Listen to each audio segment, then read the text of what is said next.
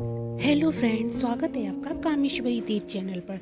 आज मैं आपसे बात करूंगी एक व्यक्ति ने कैसे यमराज को ही कैद कर लिया ताकि उसे मृत्यु ना आ सके।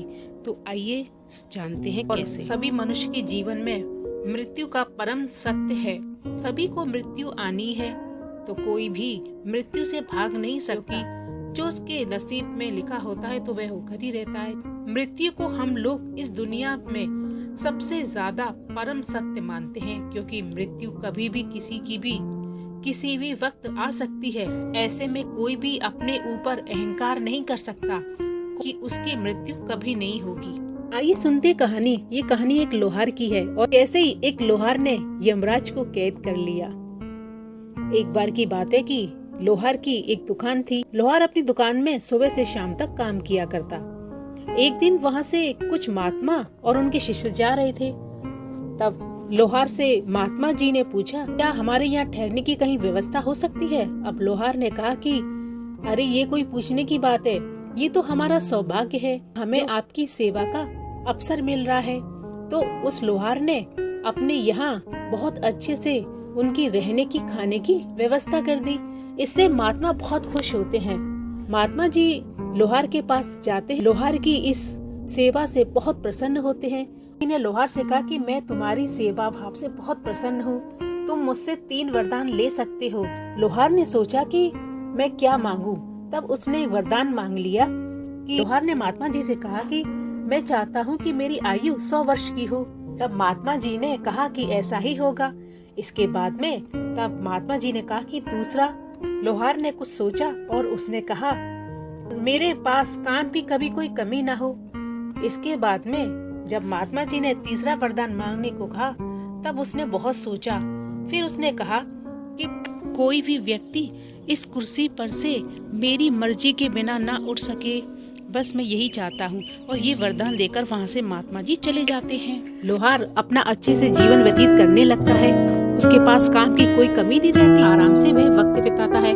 धीरे धीरे उसके सगे साथी सब मर जाते हैं, लेकिन उसकी आयु 100 वर्ष की थी, इसलिए वो आराम से जी रहा था। जब उसकी आयु 100 वर्ष की पूरी हो जाती है तब यमराज उसे लेने के लिए आते हैं।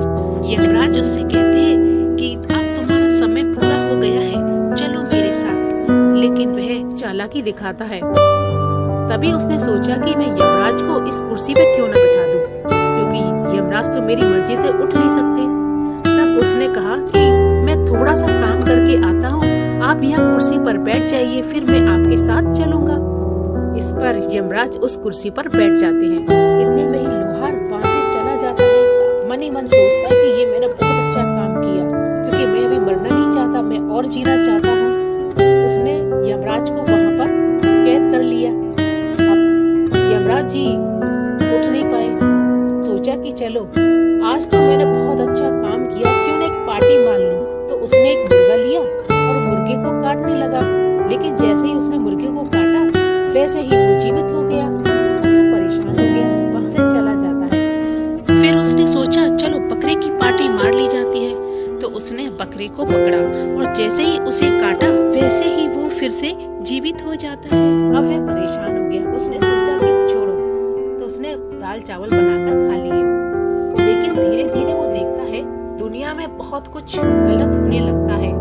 लोगों की मृत्यु नहीं होती और सभी लोग जिंदा रहते हैं। धीरे धीरे प्रकृति में भी बदलाव आते हैं। ऐसी चीजें हो जाती हैं, सांप, कीड़े मकोड़े, बहुत सारे जानवर जो कि तो इस तरह से फसलों को नुकसान पहुंचाने लगे और कई सारी चीजें हो गई। गंदगी होने लगी, कुछ ऐसे जहरीले कीड़े होने लग गए। तो इस तरह से जीवन अस्त व्यस्त हो गया। यमराज को लोहार ने कैद कर लिया, तो इस कारण से मृत्यु किसी की हो नहीं रही थी। अब यमराज परेशान हो गई और ऐसे करते करते 1 वर्ष बीत गया। अब लोहार ने ये मन ही मन सोचा कि मुझसे बहुत बड़ी भूल हो गई है, अब इस भूल को सुधारा जाना चाहिए। तो वह दौड़कर घर पे जाता है और यमराज को उस कुर्सी पर से आजाद कर देता है। मैंने प्रकृति के खिलाफ जाकर ऐसा गुनाह किया है, उसे उस बात का एहसास हो जाता है।